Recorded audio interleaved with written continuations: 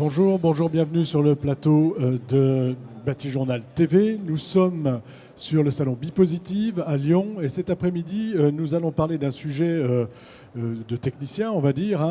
On va parler d'économie de la fonctionnalité. Avec moi pour en parler, monsieur Hervé Baffy, bonjour. Bonjour. Vous êtes chargé de mission à l'ADEME et vous êtes un spécialiste de l'éco-rénovation, c'est ça? L'éco-innovation. L'éco-innovation.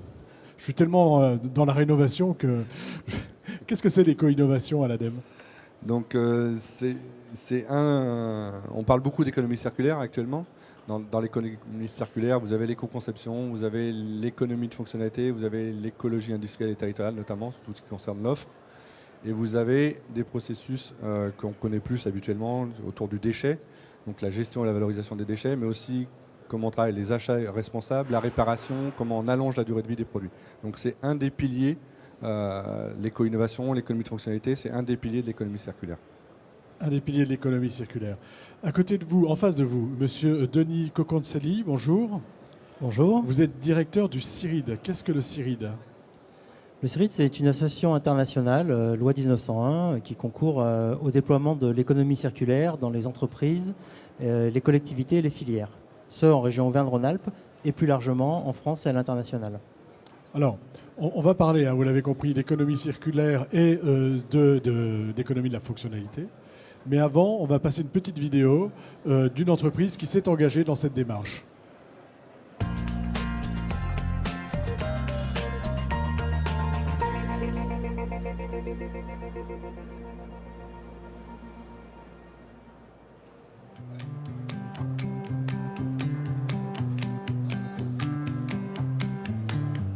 Forésienne MFLS est une entreprise qui est spécialisée dans la fabrication d'outillages à bois pour le travail mécanique du bois, donc principalement des lames de scie. Et puis de machines également qui servent à l'entretien de ces mêmes outils. Forésienne est implantée en Rhône-Alpes, mais nous avons une activité qui est mondiale puisque nous exportons sur une centaine de pays.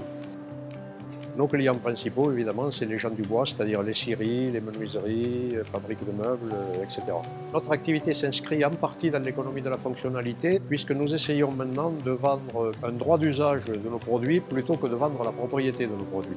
Eh bien, notre offre, en fait, c'est une offre clé en main qui part carrément de l'étude chez le client, avec l'étude de ses besoins, et nous proposons les outils adaptés avec la fourniture de l'outil et tout le service après-vente qui gravite autour de cette fourniture d'outils. Le client, en fait, n'a plus à s'occuper lui-même de l'achat et du suivi de ses outils. C'est nous qui prenons en charge toute cette gestion. Alors j'ai souscrit à l'offre globale de la Forésienne pour un confort de travail parce que bon, je suis gérant mais en même temps c'était moi l'affûteur, donc j'ai opté pour cette solution parce que ça me dégage des obligations d'affûtage et de planage et tensionnage de lames de scie. Avant, j'étais obligé d'affûter les lames tous les jours, donc ce qui me prenait 1 heure par jour à peu près. Sortir une lame du bâtisse et en remettre une, ça prend également 45 minutes. Donc là, je la mets en début de semaine et je la sors en fin de semaine, ce qui m'évite de perdre du temps et ça me facilite grandement les choses. Aujourd'hui, nos clients sont devenus des partenaires et nous arrivons à travailler en confiance et à proposer une offre qui est beaucoup plus large que celle de simples fournisseurs. Toujours dans le cadre de l'économie de la fonctionnalité, bien sûr, on a fait évoluer nos produits. Les lames classiques qui existaient initialement sur le marché devaient être changées ou reconditionnées toutes les 4 heures ou 6 heures. Alors que là, ça nous a permis d'étudier et de mettre au point des lames de scie qui durent 10 fois plus longtemps. Par rapport à l'environnement, c'est aussi intéressant puisqu'on véhicule beaucoup moins d'outils que par le passé. L'accompagnement relief nous a permis de nous ouvrir un petit peu des horizons et d'élaborer une offre beaucoup plus précise, pas seulement au niveau technique, mais aussi au niveau commercial et au niveau juridique. Aujourd'hui, beaucoup d'entreprises ne connaissent pas ce type de commercialisation et c'est bien dommage parce que ça fait évoluer l'entreprise, je dirais, dans le bon sens. Au niveau de la rigueur, au niveau de la compétence, au niveau de l'efficacité. C'est pour ça que l'effort de la société aujourd'hui va porter dans ce sens et on va essayer d'élargir ce type d'économie à d'autres types de produits que l'entreprise également fabrique ou divulgue.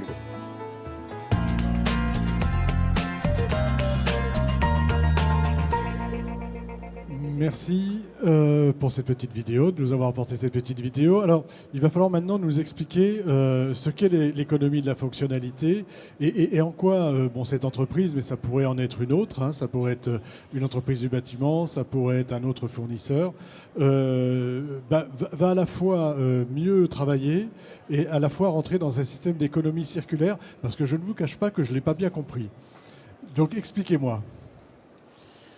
Alors, le modèle aujourd'hui qui est connu, qui est en œuvre, principalement repose sur une économie dite linéaire. On extrait des ressources, on les transforme, on les met en marché, elles sont consommées, détruites.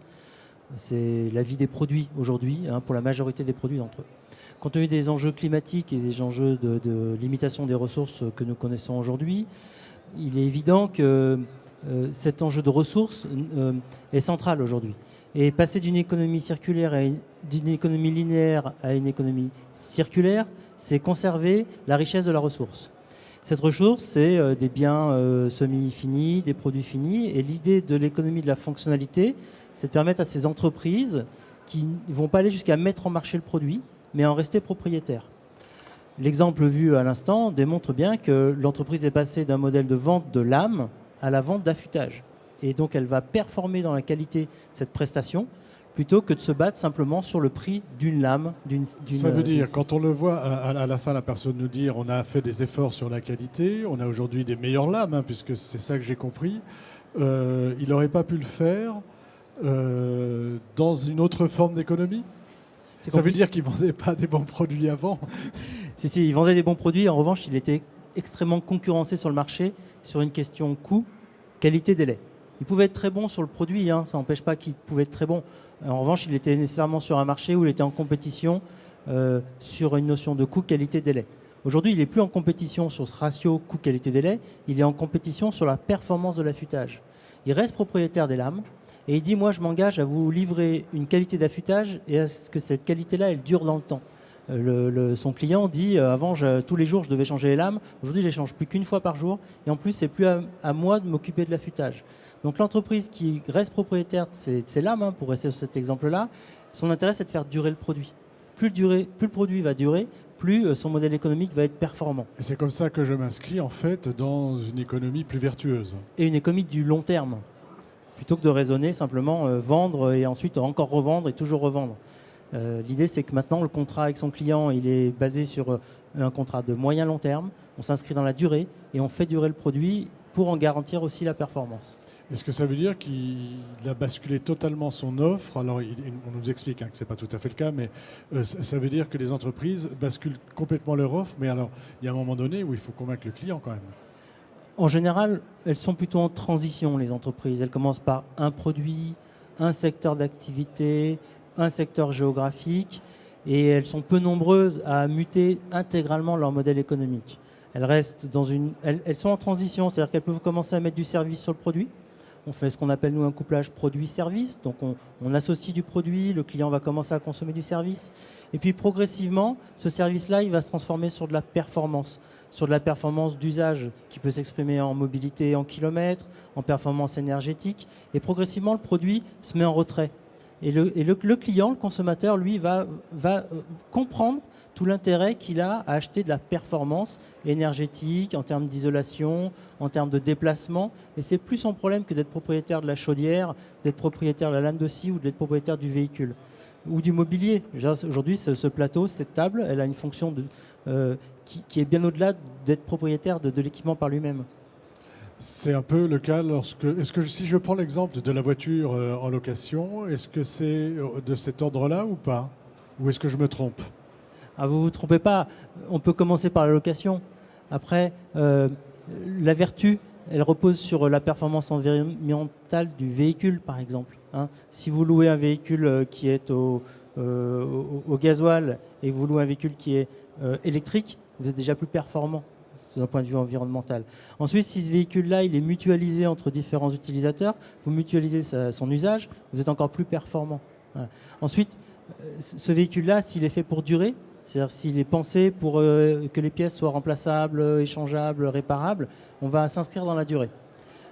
On peut, entre guillemets, dire que les loueurs de véhicules traditionnels, sans citer qui que ce soit et sans porter de jugement, portent leur valeur sur le fait de louer des véhicules plutôt neufs, plutôt récents. Hein. Aujourd'hui, la mutualisation qu'on a de parcs de véhicules en ville sur des véhicules électriques ou du vélo, il y a 15 ans, le vélo n'existait pas dans les centres-villes, il faut se le dire, en partage. Aujourd'hui, toutes les villes sont équipées de parcs de vélos, c'est de la mobilité à la minute. Que faire d'être propriétaire de son vélo? Ce qu'on consomme aujourd'hui, c'est du déplacement. Voilà. Si je peux me permettre, justement, pour vous illustrer l'exemple, la finalité, c'est certes la location du véhicule, on va dire la voiture, mais la finalité, c'est pas ça, c'est le déplacement. Et l'offre ultime, entre guillemets, d'économie de fonctionnalité, ça serait un offreur de solutions de déplacement qui vendrait du kilomètre de déplacement. Ça pourrait être de la voiture, mais ça peut être plein d'autres choses, le vélo, le TER et plein d'autres choses. Mais on ne vend pas de la voiture. Vous voyez la différence? Oui, je vois tout à fait la différence. On parle d'économie, donc on s'inscrit dans un cercle qui est normalement plus vertueux, d'économie circulaire. Je reprends l'exemple qu'on a vu. Ces lames ont besoin d'être affûtées. Je ne sais pas s'il y a plusieurs centres d'affûtage sur le territoire. J'ai compris que c'était quelqu'un qui travaillait beaucoup à l'étranger. Donc, il y a un moment donné, ces lames, elles vont quelque part et elles reviennent, j'imagine, à l'atelier. Enfin, je ne sais pas comment ça fonctionne. Donc là, il y a quand même un coût transport. Il y a un coût CO2, on va dire. Comment on est plus vertueux dans ce cas-là? Je vais répondre étant ADEME et Agence de l'environnement. Nous, on voit l'économie de fonctionnalité comme un vrai vecteur d'économie de ressources, d'économie de matière, éventuellement d'économie de déplacement. Mais vous pointez un des enjeux, c'est un nouveau modèle économique et il faut s'assurer de la performance environnementale. Donc, un des enjeux de l'accompagnement de ces entreprises, c'est aussi, là c'est un exemple très court, mais il faudrait voir sur l'ensemble de la durée de vie des lames, de faire le bilan environnemental de cette solution pour s'assurer de la performance environnementale et qu'on n'ait pas d'effet rebond comme un effet déplacement par exemple. Mais ça peut être, en tout cas, on part d'a priori, il faut que l'offre soit certes dans un premier pas de la location, mais des systèmes éco-performants. C'est-à-dire que Denis a pris l'exemple de la voiture électrique. Voilà, ce n'est pas pollution en ville. Il n'y a pas que l'aspect, on va dire, location. Il n'y a pas que la location. Il y a aussi un aspect éco-performant sur le produit ou le service qu'on va proposer. Tout à fait. Et puis il y a une performance sociale. Parce qu'effectivement, l'entreprise qui s'engage à maintenir une performance au plus près du consommateur, au plus près de l'usager, en général, il déploie des services après-vente, des services de proximité. C'est le cas d'un autre industriel mondialement connu sur la mobilité qui finalement met à disposition des unités de roulage, vous voyez un peu ce qu'il y a autour des roues là, sur les véhicules. Tout à fait. Et qui dit finalement qu'il a déployé tout un service après-vente en Europe en s'appuyant sur des centres relais, des centres de maintenance pour permettre d'avoir du service au plus près des consommateurs. Et pour le coup, c'est des flottes de véhicules, flottes de transporteurs. Donc il fait ça depuis un siège qui est ici en Auvergne-Rhône-Alpes, un siège mondial, mais il a déployé du service de proximité, c'est-à-dire des emplois. Et il fait de manière à ce que ces emplois soient qualifiés, performants et au plus près du client. Donc vous voyez que d'un point de vue du modèle, on change diamétralement de paradigme entre je vends un produit, je peux même le vendre à l'autre bout du monde et je vais l'envoyer, je vais générer des impacts environnementaux, à maintenant j'attache au plus près du client du service, avec des emplois, des savoir-faire et une garantie de performance. Voilà, donc la promesse, c'est d'être plus vertueux et d'entretenir le tissu local. Le local au plus près du client. Au plus près du client. Pourquoi l'ADEME s'intéresse à ces questions? Alors comme on l'a dit, l'ADEME c'est l'agence de l'environnement et pour nous c'est un vecteur dans l'économie circulaire. Donc on n'est pas l'agence de l'économie de fonctionnalité et on ne le sera jamais. Et on suppose que tous ces nouveaux modèles d'affaires, nouveaux modèles économiques, l'économie du partage, l'économie collaborative, l'économie de fonctionnalité, ont des performances environnementales accrues. En tout cas, il faut qu'on s'en assure. Donc c'est pour ça qu'on accompagne un certain nombre de démarches. Et Denis, je pense, on y viendra. On accompagne le CIRID sur l'accompagnement d'entreprises.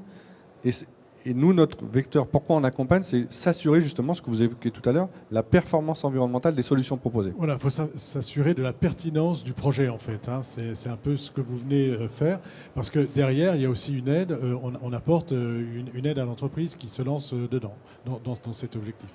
Tout à fait. Donc nous, Denis, peut-être vous en parlez un petit peu de l'action Auvergne-Rhône-Alpes ? Oui, Allons-y. alors en quelques minutes, on est bien dans des démarches d'innovation dans les PME et les PMI. Et les entreprises, on propose de les aider à s'engager dans ces démarches. Parce que c'est vrai qu'il faut réfléchir à la relation client, la relation fournisseur, la question des compétences de l'entreprise, les modes de contractualisation, l'évolution des gammes. Ça permet à l'entreprise d'évoluer en termes de stratégie et de relation à ses clients.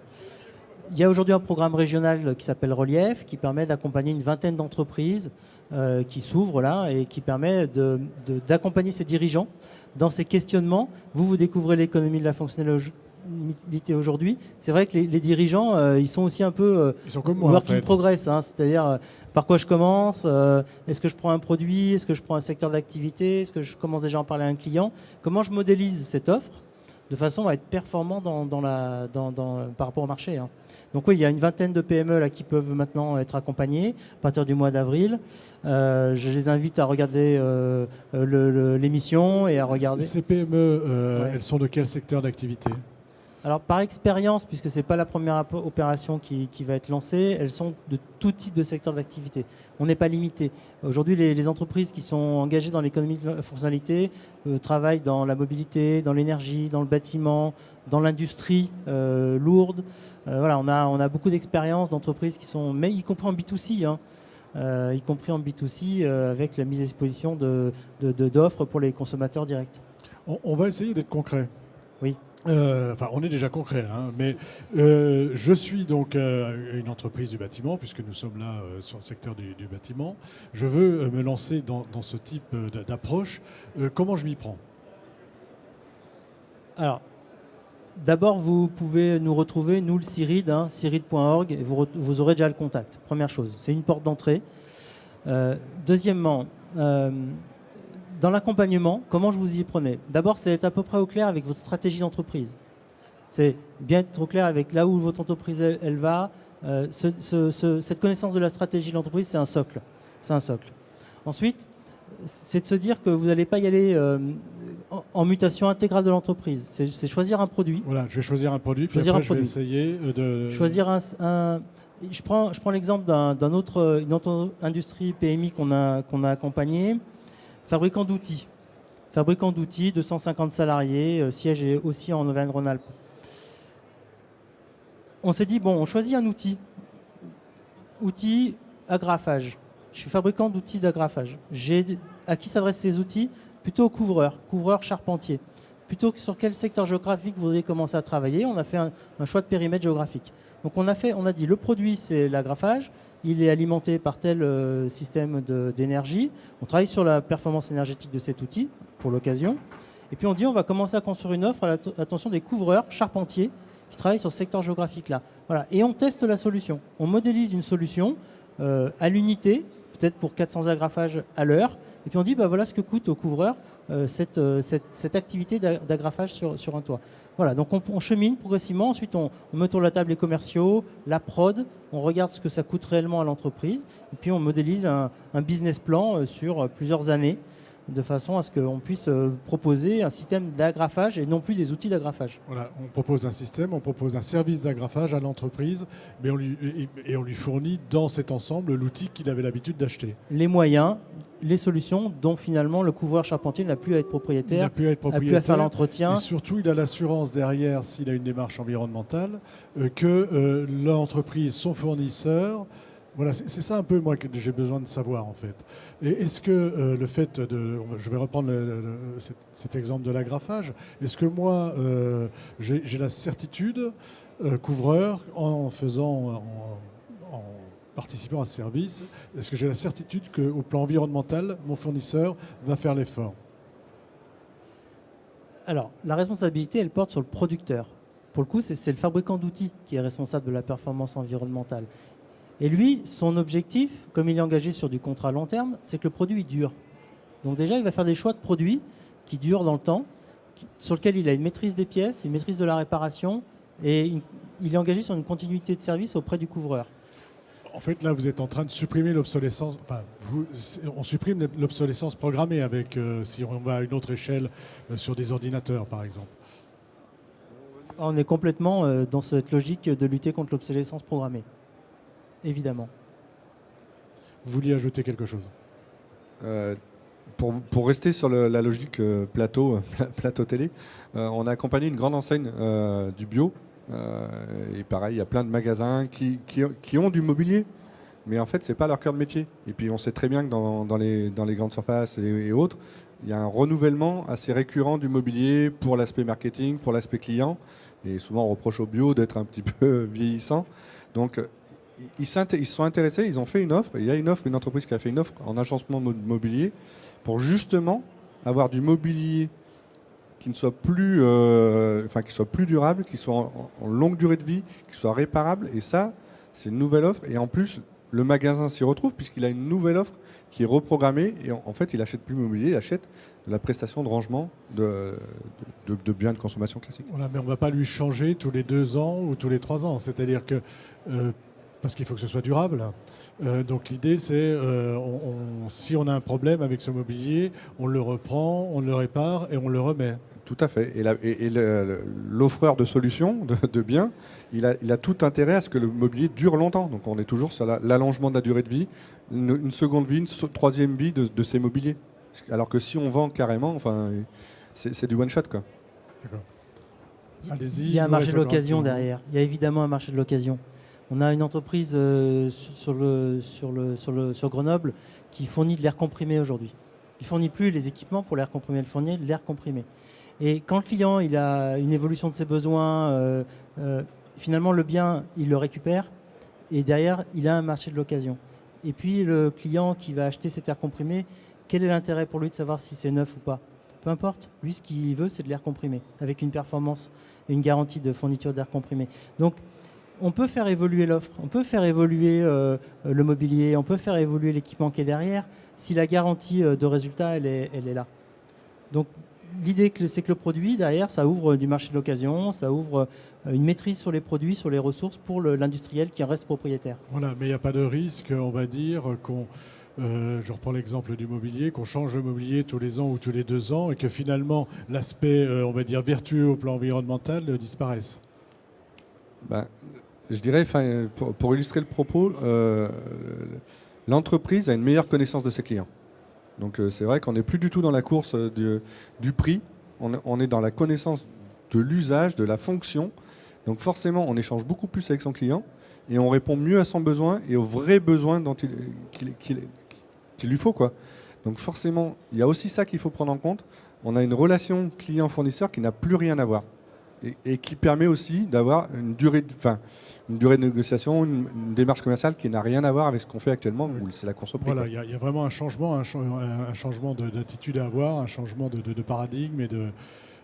faut s'y habituer, même moi, vous avez vu, je ne suis pas très doué là-dessus. On arrive un petit peu au terme de notre échange et je vais vous demander à tous les deux une conclusion, mais plutôt de nous dire, s'il y a quelque chose qu'on n'a pas dit qui vous semble important, c'est le moment de nous le dire. On va commencer par vous. Je dirais que l'économie de la fonctionnalité, c'est l'économie du lien et du long terme. Et à travers ces deux propos-là, on comprend tout le sens de ce modèle économique. L'économie du lien, c'est le lien fournisseur-client, le lien au local, le lien à ses équipes. Et l'économie du long terme, c'est des contrats de long terme avec ses clients. Et dans une performance environnementale, bien évidemment. Pour nous, l'économie de la fonctionnalité, l'économie du lien et du long terme. Et à travers ça, on peut travailler et on peut faire avancer les entreprises. Voilà, du long terme, du circulaire et de l'environnement quand même. Exactement. Vous avez le mot de la fin, Monsieur Baffy. Le mot de la fin, donc nouveau concept. Et je pense que les nouvelles générations, pour elles, c'est complètement ancré dans leur ADN. Je suis trop vieux. Mais moi aussi, je me mets dedans. Je pense qu'on a tous à peu près le même âge autour de la table.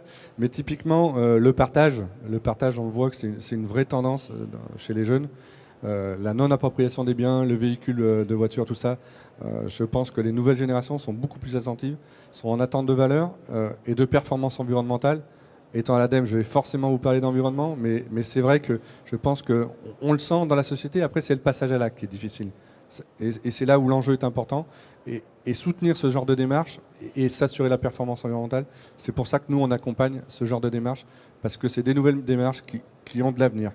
Si je veux tout savoir sur l'économie de la fonctionnalité, il y a des sites internet, il y a de l'information. Où est-ce que je peux trouver cette information? Alors, en tant qu'agence d'État, on a des avis techniques sur le site internet adem.fr. Donc, vous avez l'avis technique de l'ADEME sur l'économie de fonctionnalité et vous avez des centres de ressources. Voilà, vous pouvez aller sur le site du CIRID, ciridd.org, et vous accéderez aux éléments et à toutes les informations. Écoutez, messieurs, merci. Merci d'être venus donc sur le plateau de Bâti Journal TV pour nous faire un petit cours d'économie. Merci à vous. Une émission à retrouver sur notre site Bâti Journal TV et sur le site de nos partenaires Bipositive, Le Salon et France Bois Forêt. Merci à vous. Merci. Merci.